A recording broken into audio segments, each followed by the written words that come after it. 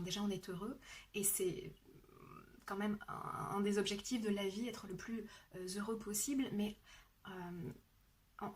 on transpire ça presque, on le rayonne, et en ce sens on est une véritable source d'inspiration, que ce soit pour nos enfants, pour nos amis, pour notre famille. Donc je vous souhaite vraiment de trouver ce qui vous correspond le mieux. Et les questions que j'ai vues en fait qui ont été posées, c'est beaucoup de crises de la quarantaine où on a envie de bouger et on se sent pris dans quelque chose et envie de sécurité, ou alors des questions par rapport aux jeunes. Dans les deux cas, en fait, je voudrais faire un préalable avec cette image qui représente, selon la psychologie positive, c'est-à-dire cette nouvelle branche de la psychologie qui a une vingtaine d'années, qui finalement se concentre sur les personnes les plus heureuses ou les organisations qui fonctionnent de manière optimale et comment elles ont réussi.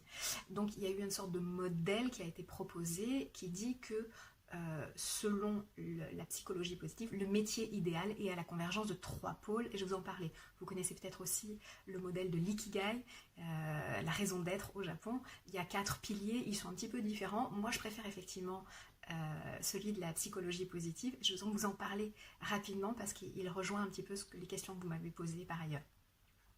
Donc il est à l'envers, désolé, mais en gros, les 3 piliers, c'est le plaisir, la force et le sens. Donc faire quelque chose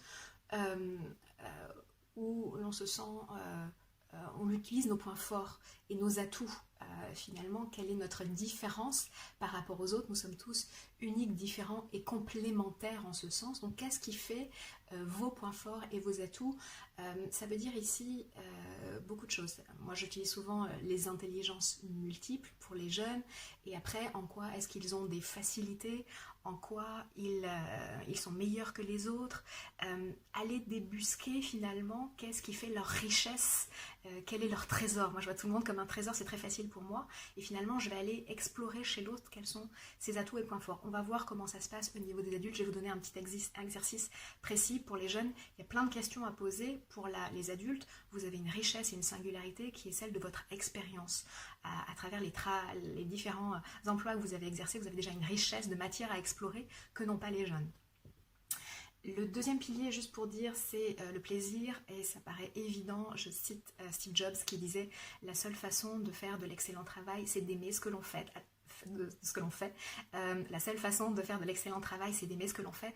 Alors pourquoi l'oublie-t-on? En fait, impérativement, on est amené à faire quelque chose que l'on aime, parce que quand on fait quelque chose que l'on aime, on le fait bien, et on a envie de se former, on a envie de chercher, et on a envie de se renouveler dans ce domaine, et donc on va donner le meilleur de soi-même.